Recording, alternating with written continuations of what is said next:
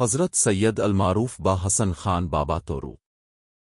حضرت سید المعروف با حسن خان بابا حضرت سید احمد کے صاحبزادے تھے۔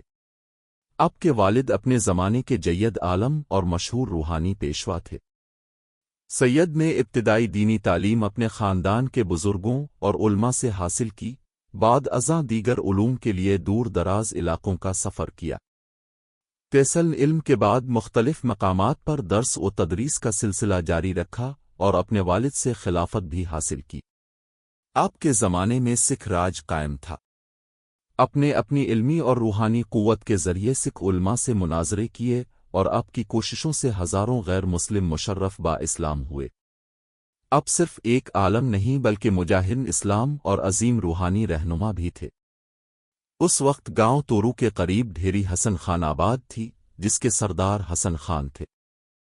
حضرت سید نے یہاں تبلیغ کی اور حسن خان بھی آپ کے روحانی فیض سے متاثر ہو کر آپ کے مرید بن گئے۔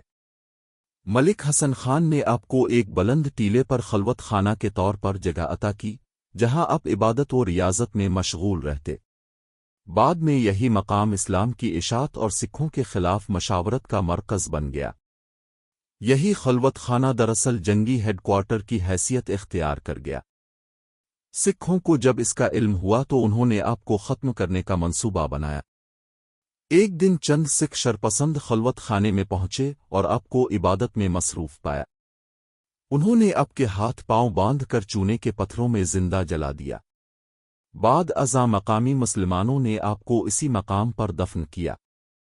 ملک حسن خان اس واقعے سے پہلے ہی وفات پا چکے تھے اور ان کی قبر ڈھیری حسن خان کے دامن میں موجود ہے، جسے لوگ آج بھی اشل گزی بابا کے نام سے یاد کرتے ہیں۔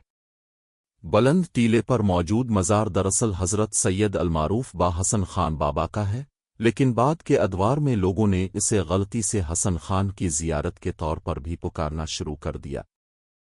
حضرت سید کے صاحبزادے حضرت سید محمد حلیم المعروف بن بابا تھے، جن کا مزار بھی گاؤں تورو میں موجود ہے اور علاقے کے لوگ انہیں عقیدت سے یاد کرتے ہیں۔